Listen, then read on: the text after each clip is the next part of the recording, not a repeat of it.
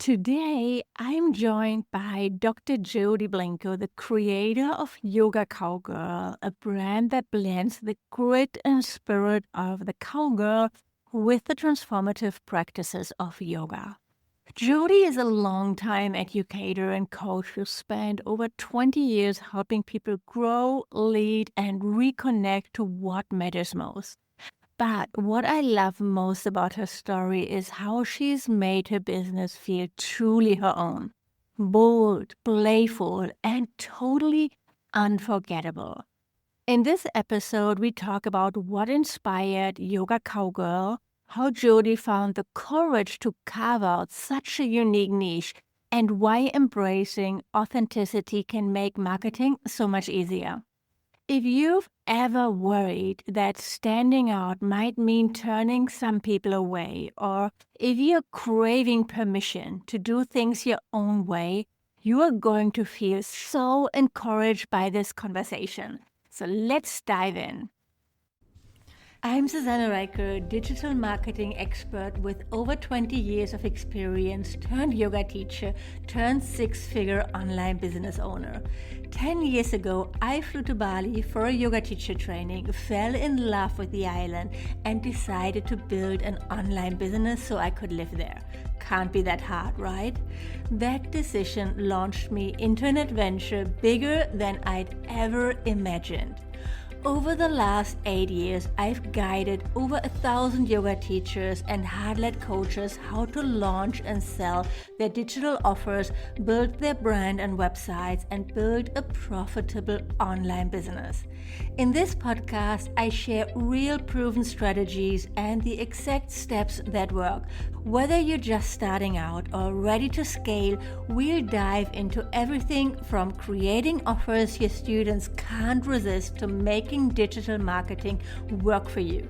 If you're ready to build a business that brings both freedom and success, you are in the right place.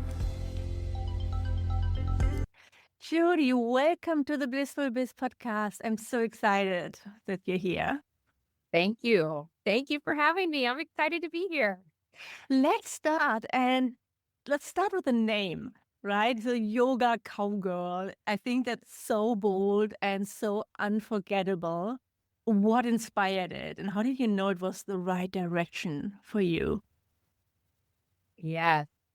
So I'll give you a little bit of backstory because I think it's important to what inspired Yoga Cowgirl. I came to my practice about 15 years ago as a student. I really came to the practice from just wanting physical exercise, and it soon evolved into so much more. And it really became my go-to. I got my yoga teacher certification. I owned a yoga studio in Boston, Massachusetts for a couple years.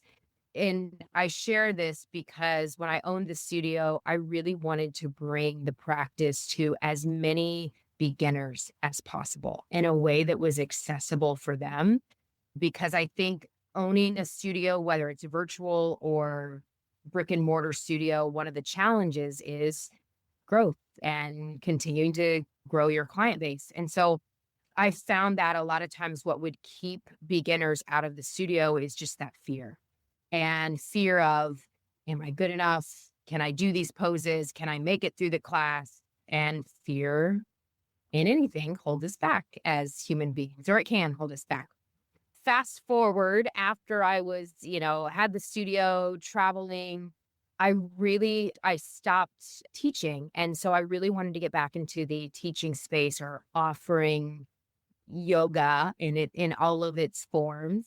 And so Yoga Cowgirl became the vehicle for me to bring together the spirit of the cowgirl, which is wild and relentless and gritty and resilient, with the practices of yoga. And so my thinking is it's really about that lifestyle and bringing the yoga and the cowgirl together. And so that fun, spirited feeling, also my intent with that was to engage people and, it's country, it's fun, it's different. I'll go do some yoga to country music. And so it made it accessible for people to say, okay, I'm nervous, but this sounds fun, so I'll do it. And that's a very simple story of where Yoga Cowgirl came to be and is still evolving today. But that was the spirit that ignited it. I love that. Do you have like a personal connection to country and cowboys, cowgirls? Or, or where I did that? do. Yeah. Yeah. So growing up, I had a horse and I showed horses growing up from the time I was 18. And so I was a Western cowgirl, if you will. I had the cowgirl hat and the chaps and all of that. But so I grew up in a more rural area where horses and pigs and that sort of thing.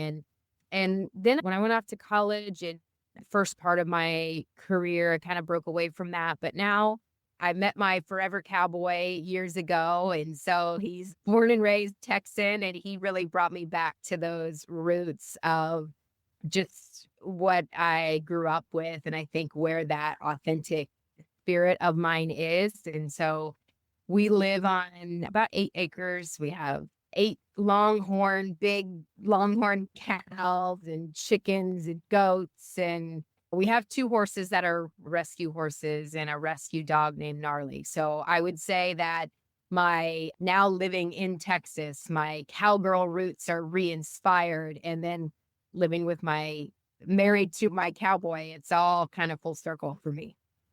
I love how unforgettable it is and that it instantly evokes a feeling, right? So everybody feels like, oh, yeah, I want to try that out. It sounds more fun. And maybe it also, for people who are a little bit scared of the spirituality, the source of yoga, it makes it more approachable, more accessible, I think.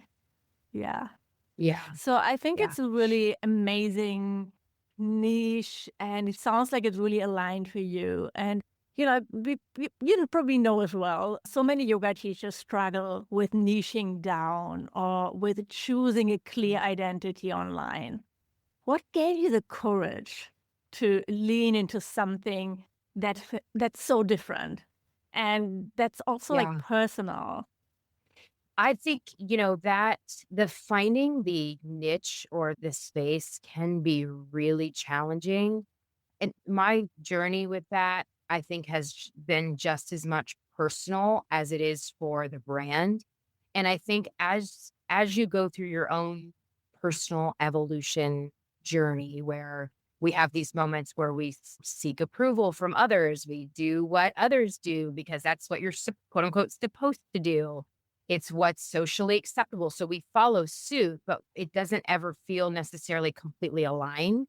And so I think when you have that restless feeling inside of, I have this idea, or I want to do this, or maybe you don't even know what it is yet, but you just have the restlessness of, I don't want to live in this box that everybody else is living in, or I want to do something different.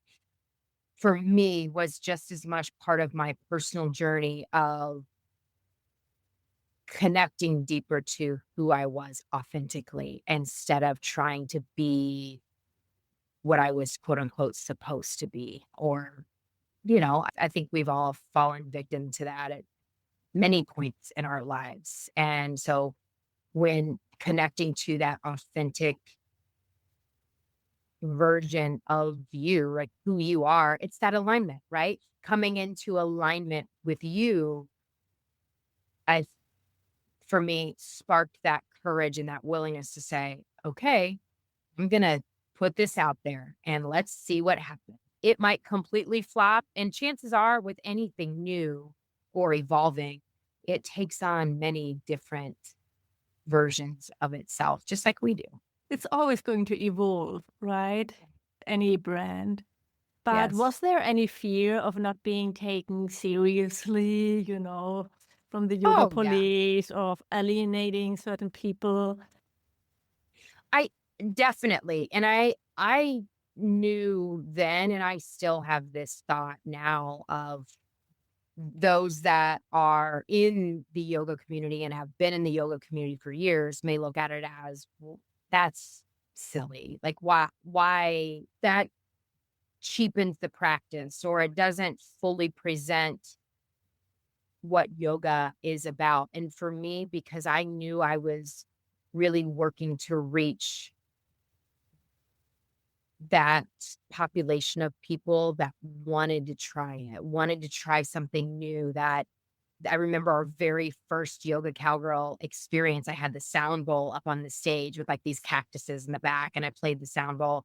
And there was a gal there, and she's, what is this? I've never seen this before. So it she got to play a sound bowl and see a sound bowl. And for her, my hope is that triggered a sense of, let me go look up more about this. What is this really about? Like, it triggered curiosity because you're putting it in people's hands in a way that, again, feels accessible. They don't need to know what a sound bowl is. It's okay if they don't. It's okay. That's the education part of it was just as important as the yoga experience. And so going back to your question, I think because I knew who I was trying to reach and I knew what I was trying to do with the experiences, it's that other voice that could have been really, really loud was not as loud. Yeah, definitely. I love that because it's in the end, it's about you serving your Yeah. students and using this basically as a tool in your marketing toolkit, right? Yes. That's at Yeah. the end what it is. I mean, yes, it feels, it sounds like it really resonates on a soul level with you. And I think that's what really creates the connection and also the loyalty in a brand, right? So Yes. it's not just to be unique and doing something fun or crazy for the just because. Mhm. I Yeah. think that's the You difference, right? Because you can't really try to be, I'm like bad yogi and I'm going to be really loud and swear if that's not you. and I love the words that you just used there, and it's so true. Who are you serving? Who are you serving? And I think for me, connecting to that beginner audience was and is a passion for me because I knew what it felt like for me Mm. personally. And I do think that part of what we are here to offer the world is comes to life through our own experiences and those challenging experiences that we have that we're able to say, I made it through this and I want to be able to guide, support, help others who are going through this because if there's a way for me to make it easier on someone else, I want to be able to offer those tools. Does it make your life easier when it comes to running your business now that you know, okay, this is such a clear brand or creating content, creating offers? It definitely creates more clarity. I would say especially in today's world, there are so many AI, there's so many things out there in social media that I think are challenges for an entrepreneur or someone in business where you have to constantly be evolving and growing how you're reaching your audience. Hmm. But I agree 1,000% that once you have that clarity of the brand and who am I serving, that all by itself is a huge weight lifted off because you're not in this seeking mode to say, is it this? Well, let me try this or let me try this, which I think we all have can connect to in some way. Maybe some of you are in that right now, but yes, that clarity in the brand and who you serve. I think once you have that clarity, you're able to do tweaks to the offerings and the Hmm. brand and the messaging. It's not a full overhaul anymore where you're like, "Oh, that didn't work. Let me do this." I would imagine that, like it makes, for example, storytelling easier because you already have like a topic. You already have Yeah. a starting point. And so many yoga teachers are really struggling with creating content. They're posting random content or trying to appeal to everybody. Working on that clarity is so important. It's so helpful. It's Yeah. going to make your life easier. So I think so many are afraid of really putting themselves in a box or turning somebody away. Mhm. So for Yeah. you, you could be like, oh, now I have to also create offers for more advanced people or yoga teacher trainings. And that might come, right? Yes. But having that clarity, especially when you're just getting started, I think it's really what makes your life easier, and that you need that ease to really succeed. Yes. Yeah. And it would be wonderful if that clarity just was there overnight, out of Mm. nowhere, oh, right at the beginning, but it's not always there. And that clarity allows you to be connected to the authenticity in you, which then creates that courage that you were talking about earlier. And you also said, and I would absolutely echo that you as a brand, it may evolve to where you develop trainings for advanced practitioners, and it might not. You know, there are plenty of other offerings for advanced practitioners. So just being clear around, to go back to your words, which I think are so beautiful and so on point, who do I want to serve? And what will be the pathway of how I'm serving them? How am I going to reach them? And how will I invite them in to experience what it is that I'm offering? Yes. And I do think it is easy to get lost in, I need to be in this box, or I need to fit this mold, or look like everyone else, be like everybody else, do what everybody else does. And that's where that authenticity of who you are starts to leave you piece by piece. You know? No, I know. Sometimes it's like, and then on the other way too, if you feel like, but I don't have a great story. I don't have like, I don't know, I didn't overcome like drug addiction or anything else. So Yeah. I'm boring and Yeah. I'm too normal. So that can be the other side of it. But even then, you find what makes you unique, and you can Yes. find your. So it's not just like I'm teaching yoga to beginners, but you really gave it such an amazing twist and packaged it Um, in such an unique way. So I would actually love to hear more about your business model, like especially online. You know, like what does it look like today? What are the main ways people work with you or join your work? yeah. For Yoga Cowgirl, there are a couple components that over time, I think the brand has really settled into. One is the lifestyle brand of just the name, the merchandise part of it. So that's one part of it. The other part is the Yoga Cowgirl experiences, which I really have found that the theme of the experience draws people in. So even if they came to 70s Yoga Cowgirl night, they haven't experienced 90s Yoga Cowgirl night yet. And the music that goes with that. So the merchandise, the Yoga Cowgirl experiences, but then also there is another layer that is women's focus, that is a branch off of Yoga Cowgirl, but it's called Zen Leader. So it's completely different brand, but in the same realm. And that's more of the coaching and development. And how do you bring holistic wellness and corporate life together in a way that doesn't scare people, doesn't feel like too much. So, but for the Yoga Cowgirl brand itself, the merchandise and the experiences in the group setting is really the business model, if you will. I did explore the virtual class model in the very beginning, and I think I was at the time doing too much all at once, and I just couldn't get it to move in the Mhm. way that I needed or wanted it to move. And so I've settled on those two components of the brand, and just being clear again around right now what I want it to be versus it needing to be all these things that it's not ready to deliver yet. It maybe may never be ready to deliver. Yeah, I mean, just enjoy it. Enjoy the ride, Yeah. basically, right? That's Yeah. why we became entrepreneurs, not to have like this strict framework box and you Right. need this and this and this and this. So, no, I will always say enjoy the ride. So, are those online experiences or are they live? Do you also teach live classes? Yeah. How, But they're live. what's the balance there? Everything is live. We did try online for a short period of time, and there's plenty to offer in the online space. I do a lot of that with my other businesses. But for this, again, it was, what do you want the experience to be like and feel like.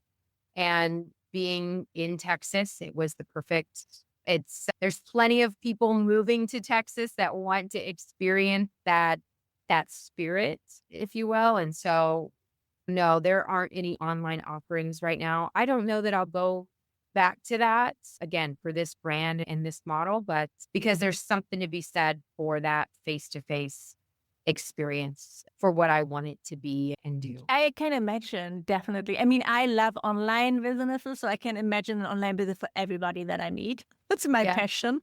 Yeah. But I also love like hybrid models to combine it, to have like in-person experiences. And I think it sounds really amazing.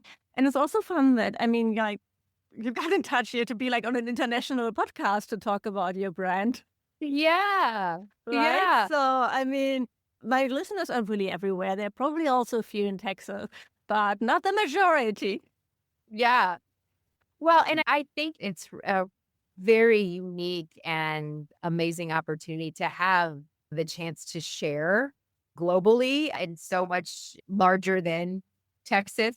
I did spend some time at a yoga studio in Bulgaria. I was in Bulgaria for several months and spent some time in Bali as well. And so have taken my practice internationally, but that's really been my only connection to the international space outside of the US. So this is really an honor to be able to share this with your audience. Yeah, I think it's especially like really going for that niche is a really interesting story. Finding the confidence Yeah. to do that, and then like also being so confident in what you do and not looking left and right all the time. I mean, we all do it, like nobody's perfect, but Yeah. staying in your lane, basically. I Yeah. mean, do you have some tips? What helps you there?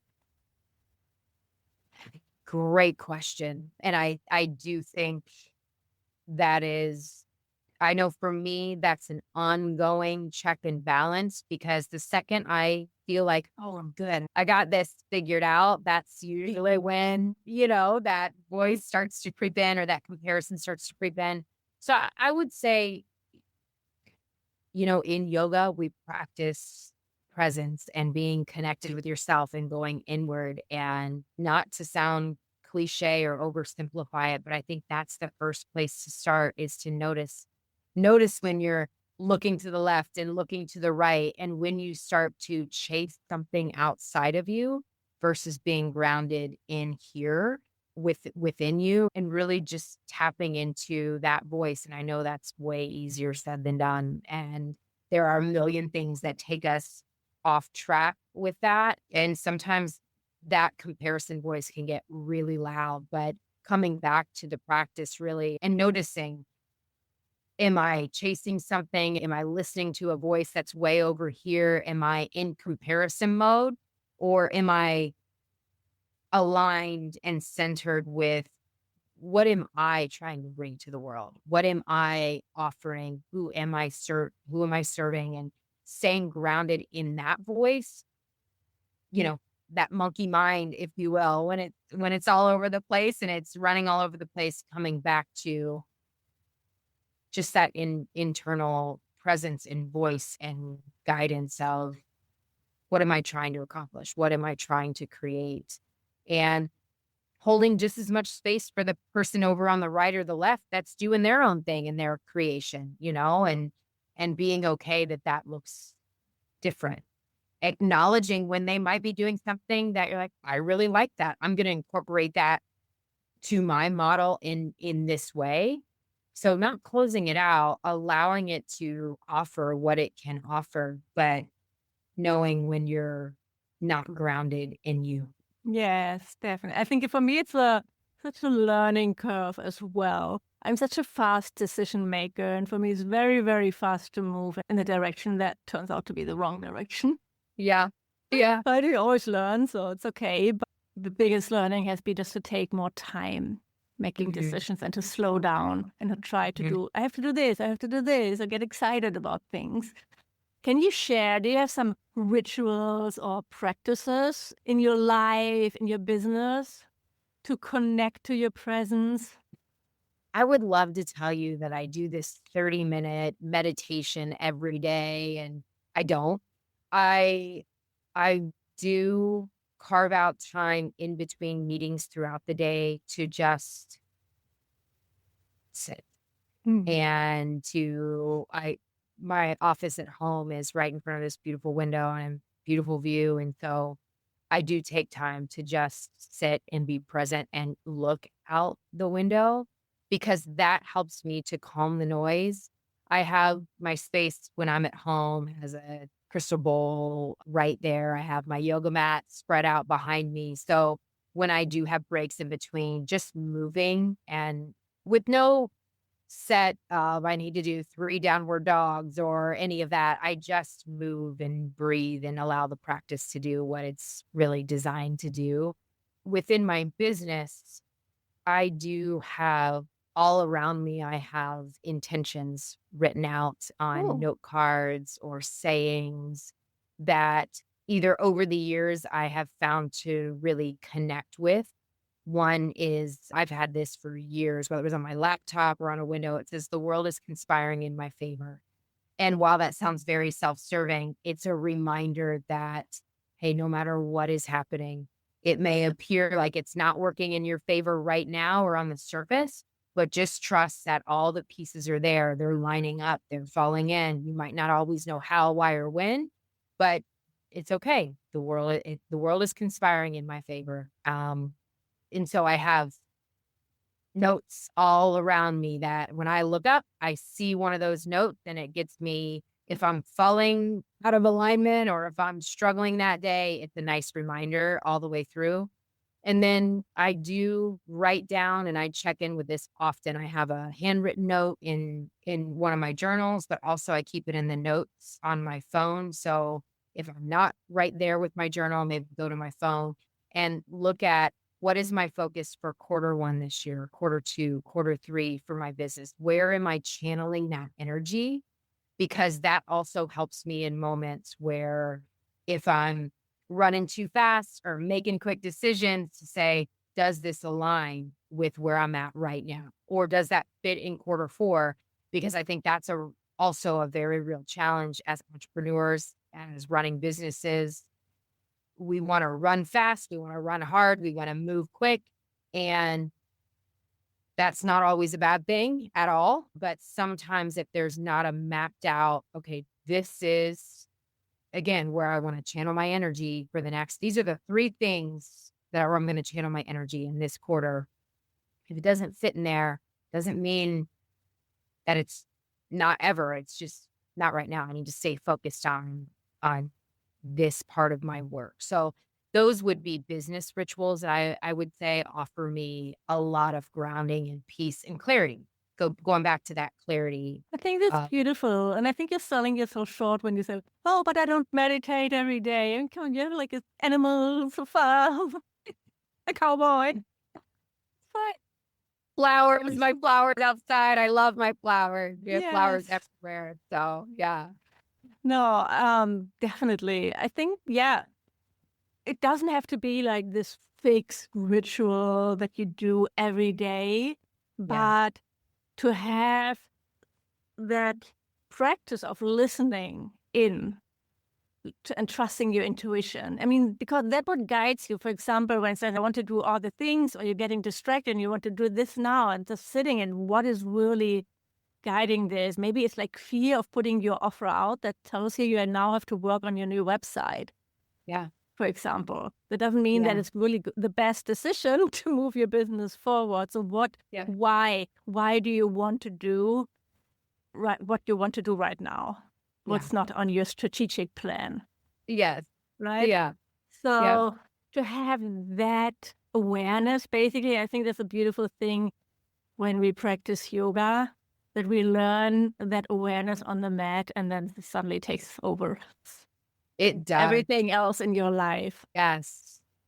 And so often yoga teachers, I think, shy away of using that experience, that wisdom in their business Mm. because they think they're not good at marketing or right. So there's this fear basically stopping them. It's like just like Yeah. listen to your intuition, believe in your wisdom that you already have and everything that you've learned, all those amazing tools, and simply apply them also into how you run your business Yeah. forward. And sometimes there is a new skill that needs to be learned, right? And that's just part of the evolution and growth that comes along with the process. Yes. So, what's one piece of advice you'd offer to a yoga teacher who wants to create like a bold, amazing brand, but isn't really sure where to start? If it's a brick and mortar studio, well, I guess it's one and the same, but I would, if you feel like the brand isn't clear or your offerings aren't as clear as you want them to be, I think step 1 is, why do you feel that way? Are you looking at data that indicates classes aren't full? They're not, I can't get the kind of traffic that I want. Are you looking at data, or is it just a feeling, or is it that restless feeling that's telling you this isn't good enough? It should be this or it should be that. So where is that coming from?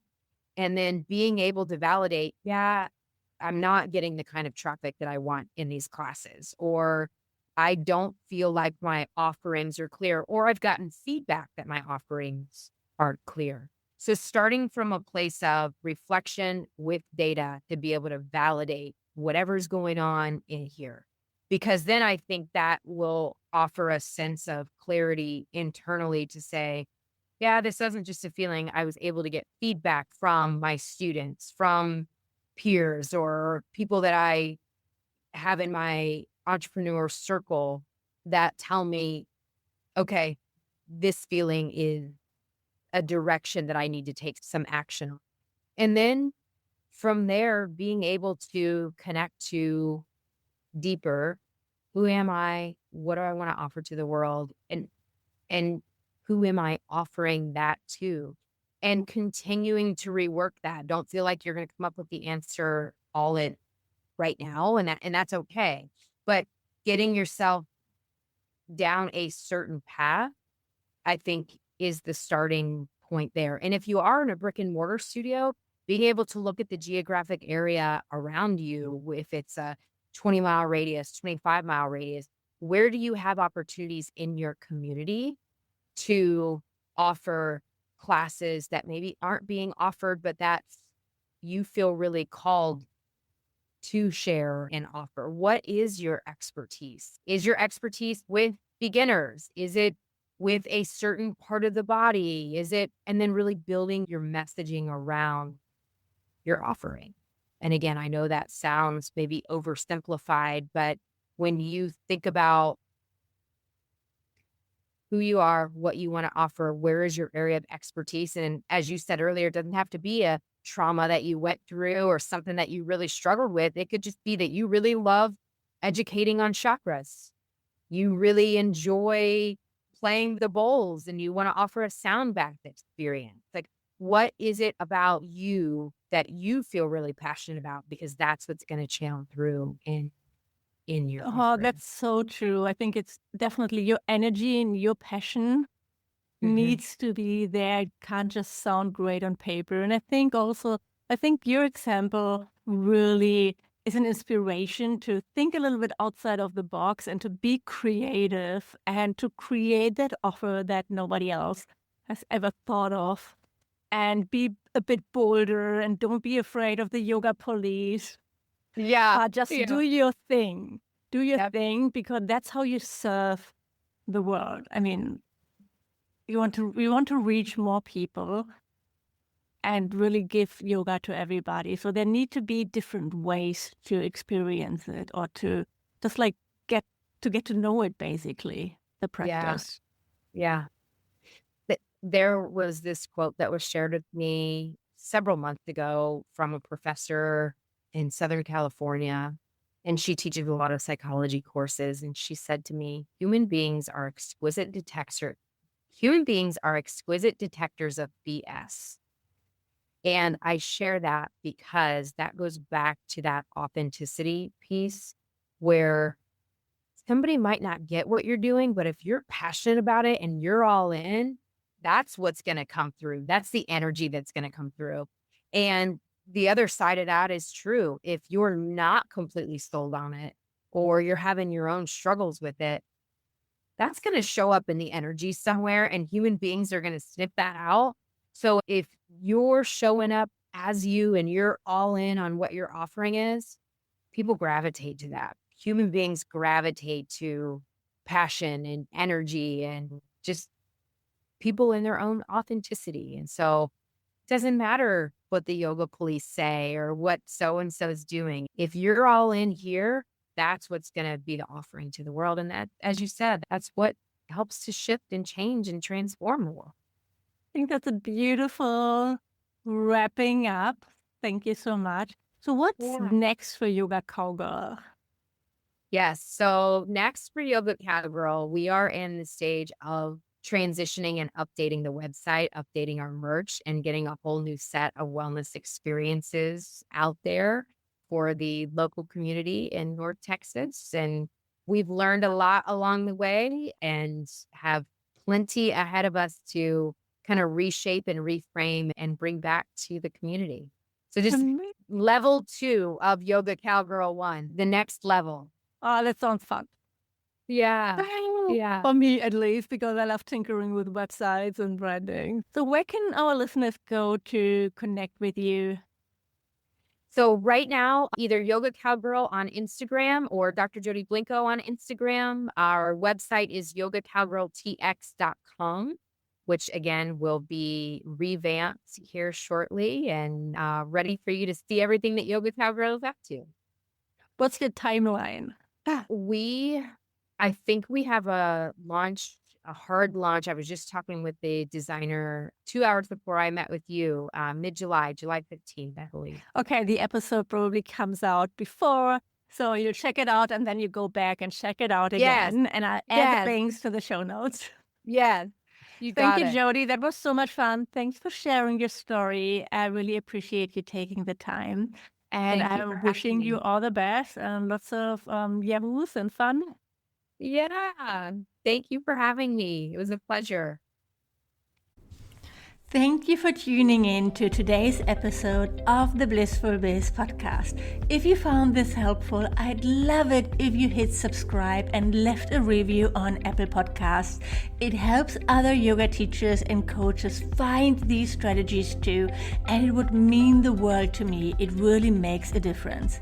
And if you're ready to take the next step, head over to my website, susannereiker.com, where you'll find my free resources, latest blog posts, and all the ways we can work together to grow your online business. Until next week, keep building your blissful biz.